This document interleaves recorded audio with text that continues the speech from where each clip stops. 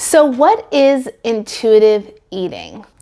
Intuitive eating is learning to listen to your body, giving yourself permission to eat what you want. I'm sorry, what? If I listen to my body, I'm just gonna eat cakes and cookies all day. I'm sorry, but that does not sound healthy. You need rules to keep you in check, and if I don't have rules and restrictions, how am I gonna eat healthy? This just sounds like a free-for-all. I mean, where's the plan? Okay, hold up. If this is what you think intuitive eating is, you need to watch this video until the very end to really get an understanding of what intuitive eating is, because it is not that.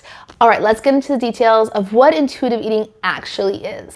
Intuitive eating is a self-care framework to help you become attuned to your body, listen to your internal cues of hunger, fullness, satisfaction, learn to differentiate between physical needs and your emotional needs, appreciate your body, and nourish it with confidence. We are all born intuitive eaters. If you look at a baby who's nursing, they cry when they want to eat, and then they stop nursing when they're full, and they follow their growth trajectory and they grow just fine. We all have the ability to eat in amounts that feel good and nourish us, but somewhere along the line, diet culture came in with food rules and plans, and you're good for eating this and you're bad for eating that, and moralizing our food choices and telling us there's only one body size that is the right size to be, and it just made food complicated, confusing, and stressful. And so intuitive eating brings you back to your roots of knowing how to nourish yourself with confidence and becoming the expert of your body. This is an approach that was coined, intuitive eating, in 1995 by two dietitians, Evelyn Tribole and Elise Resch, and they started practicing these intuitive eating skills with their clients and saw that they're onto something, and that it really helped their clients stop obsessing about food and stop binge eating and feeling chaotic with food. And so they started researching it, and to this day we have over 100 research studies to show us really strong evidence that intuitive eaters have overall a healthier and happier quality of life. In fact, when you compare dieters to intuitive eaters are much more likely to have lower BMIs. Did you know that dieting actually is a predictor of long-term weight gain? So all that yo-yo dieting takes you farther away from your body's natural set weight point. So those who don't diet and eat intuitively and listen to their bodies, they remain much closer to their set weight point than those who diet. Intuitive eaters have better heart health, lower triglycerides, lower cholesterol, better body appreciation and self-esteem, and lower risk of an eating disorder because diets trigger eating disorder. Intuitive eaters don't binge, they have a healthy relationship with food, and ultimately intuitive eating is what helps you feel normal with food. Don't we just want that? We just want to feel normal with food, eat normally. Eating should be easy, eating should be peaceful. It shouldn't be this hard to live a healthy and happy life as it is with dieting and food rules. And so intuitive eating shows you another way. What's important to understand about intuitive eating is that if you're in this place where you're thinking, oh my gosh, if I let myself eat whatever I want, I'm just gonna eat cakes and cookies all day. First of all, is that true? Like, if you had permission to eat whatever you wanted, cakes, cookies, pizza, all the things, would you genuinely want to eat those things all day? Would it make your body feel good? Yes, maybe initially it would be exciting and fun and delicious, but at some point, it's not gonna feel good to your body, and you probably have evidence of that in the past where you ate in that way and it didn't feel good. And so given the choice, you probably won't wanna eat in this way. Yes, you might go through this honeymoon phase where you get excited and you eat all these novel, exciting things that were previously off limits, but you're not gonna want that to last. And what you're essentially referring to is one aspect of intuitive eating, one principle of intuitive eating, and that is what's so important to understand about intuitive eating, is that there are 10 pillars to incorporating and bringing together to truly eat in a way that is intuitive and aligned with your body. And so we're gonna go over the 10 principles of intuitive eating so you get a clear understanding of what this process and framework entails to truly have a healthy relationship with food and eat in a way that feels good and benefits your health, not just physically, but mentally and emotionally as well. So let's dive in. Principle number 1, reject the diet mentality. This is so essential to having everything else work. This essentially means you hit rock bottom and you know that diets don't work, that all or none mentality, that restriction, that deprivation, it doesn't work. Look where it's gotten to you. You're obsessing about food, you're restricting, feeling deprived, binge eating, you have all this food noise. That is no way to live. So recognizing, hey, I am ready to say goodbye to diets for good, let go of that toxicity that has not benefited my life. So reject that mentality and be ready to embark on a new journey of trust and peace with food and your body. Principle number 2 is honoring your hunger. And this is one of the very first principles because it is so essential to making everything else work. You have to be eating enough for your body to feel safe. So if you have trigger foods and you're going to try to make peace with these trigger foods, but your body does not feel safe, it's kind of like trying to build a building on a foundation that is not safe and solid. That building is gonna collapse. We don't want that. You're gonna be very frustrated in trying to make peace with food if your body's not getting enough to eat. So you really need to hone in on identifying your hunger and honoring it. You don't get a reward for trying to beat out your hunger. Somehow diet culture made it a positive thing to crush your appetite and hunger, and that is not normal. Would you ever say, hey, I'm breathing too much, I really need to cut down on my breathing? Absolutely not. Same thing. You need to eat enough. If you think about it, it's like a car needs fuel. Would you ever drive your car on an empty tank, see a gas station and say, hey, no, I'm gonna save on gas, I'm gonna go another 3 miles and I'll be fine, I'll make it last. That car's gonna crash and burn, right? We don't want that. You would never do that. Don't treat your body in that way either. Listen to your hunger, eat enough, make it feel safe, and that is automatically gonna help you stop feeling chaotic with food, because when you don't eat enough, your body goes into survival response mode, and that inhaling feeling that you have when you eat food after a long period of time that you haven't eaten, that's a survival response because your body's overly hungry and in emergency mode. And the hungrier you get, actually, the more refined foods you want so that it can convert to energy faster and give your body what it's craving for. So the sooner you learn to honor your hunger in time, the sooner you'll start to feel already more peaceful with food. And that's why it is so essential to start with learning to honor your hunger in time. Number 3, making peace with food. And this is where we address the mental restriction. So honoring your hunger is really addressing that physical restriction and making sure that you're getting enough. Making peace with food means removing all that morality with food of good food, bad food, I'm good versus I'm bad based on what you eat. Make peace with food. Let yourself enjoy your favorite foods to remove the mental restriction in your mind, because mental restriction actually increases the reward response to these foods. It makes cravings even stronger, and it's exactly what leads you to a binge. So you need to start normalizing these off-limit foods and make them no longer off-limits. Now, that doesn't mean you have to stock your fridge up with every single trigger food that you have. Start with one food, incorporate it into your meals, normalize it so that it's not this like alluring, wow, once in a lifetime thing that you're gonna eat because you think you're starting the diet tomorrow, which we know is not the case. So in order to get away from that Last Supper mentality where you feel like you just wanna inhale all the things because you're starting again tomorrow, normalize these foods one at a time, make peace with them.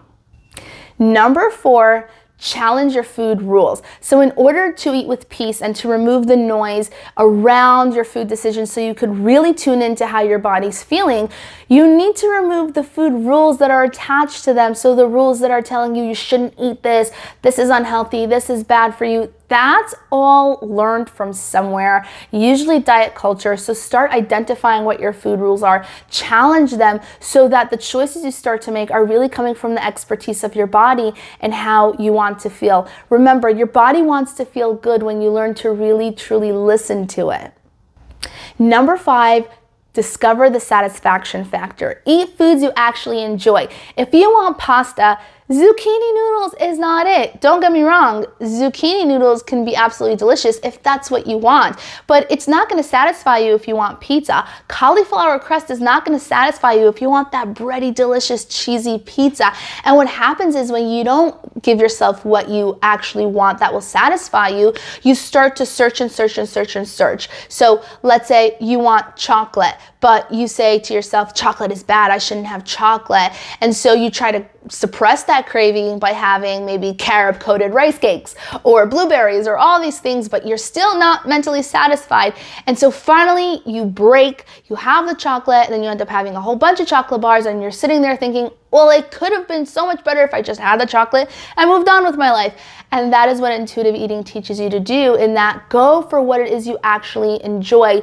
Be present with it, really savor it, and you'll usually end up eating less because you're satisfied more. So you'll have that chocolate bar and be able to move on instead of searching, and then having a whole ton of chocolate bars and then feeling sick. So it'll lead you to also eating in amounts that feel better because you will be satisfied sooner. Number 6, feel your fullness. And the reason why this comes after honoring your hunger, after making peace with food and discovering the satisfaction factor, is because you need all of those in order to respect your fullness. Really start paying attention to when your body's telling you, hey, we've had enough. And it'll be easier to listen and respect those fullness cues when your body is not eating in a state of starvation, when you're eating foods that really satisfy you, and when you don't have all that diet culture noise of like, I'm being good, I'm being bad, and then like spiraling into guilt. You'll be able to be centered and truly respect that fullness from a peaceful place. So learning to sense your fullness cues, knowing that you could eat more later if you're full. It's okay, food is not running away, so you could ultimately feel good.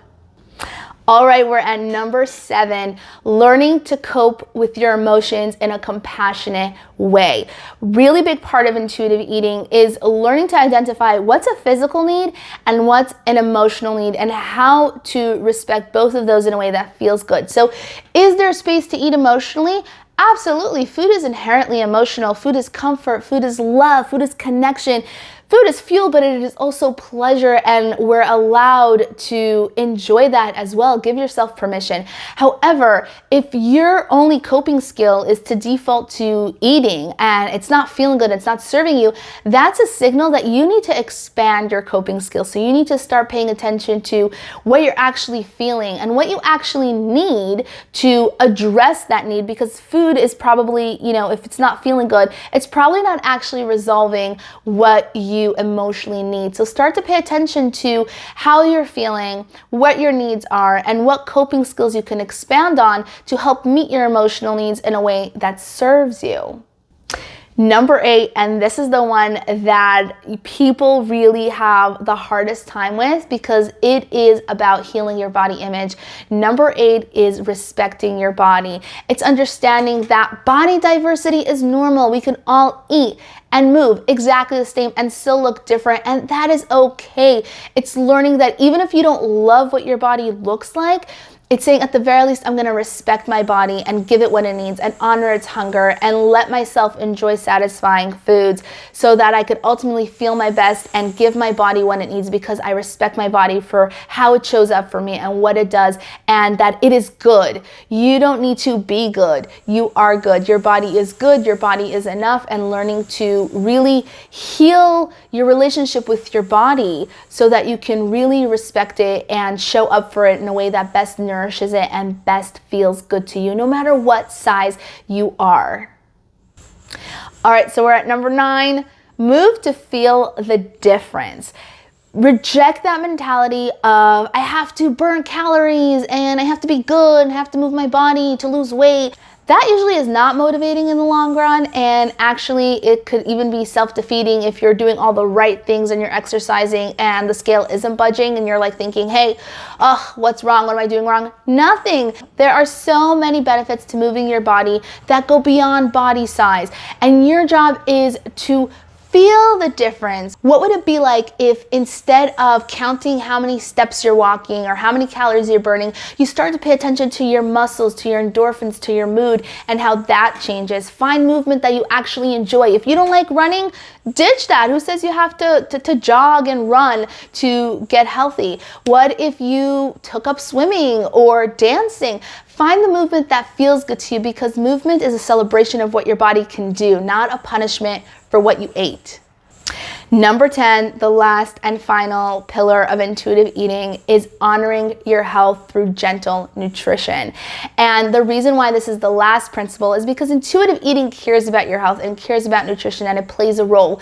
But you can only get to a place where it truly feels empowering and authentic when it's coming from the intention of self-care. And so working to first and foremost eat enough, reject the diet culture thoughts and food rules, so that when you make those choices, those nutrient-dense choices, you're making it because you really want to care for your body and because your body is already good versus I need to be good. And I absolutely love this quote that's directly from the Intuitive Eating book that says, in matters of nutrition, consider taste, and in matters of taste, consider nutrition. Meaning, whatever it is that you're eating, make sure you actually enjoy it. Again, if you actually don't want zucchini noodles, then don't have the zucchini noodles. There are other ways to get vegetables into your meals. Have pasta and maybe throw in some vegetables inside. It doesn't have to be all or none. Figure out the balance that feels good to you, and you'll be able to authentically do so without the noise of food rules and stress when you're attuned to your body. Because remember,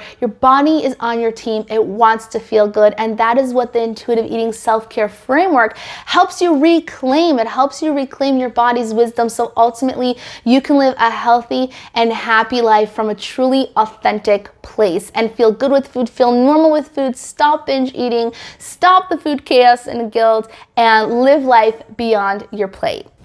I hope that this video has been helpful in clarifying what intuitive eating actually is, how it could help you stop feeling out of control with food, stop feeling food guilt, and authentically and happily and compassionately nourish yourself confidently in a way that feels good and ultimately live an overall better quality of life. If you found this video helpful, make sure to give it a thumbs up, subscribe, because I will be sharing more inspiration, information, actionable tips on how to heal your relationship with food, how to stop feeling out of control with food, how to get rid of the food guilt, and live your best life. I am so excited to support you in this way. Thank you for being here, and I'll see you in the next video.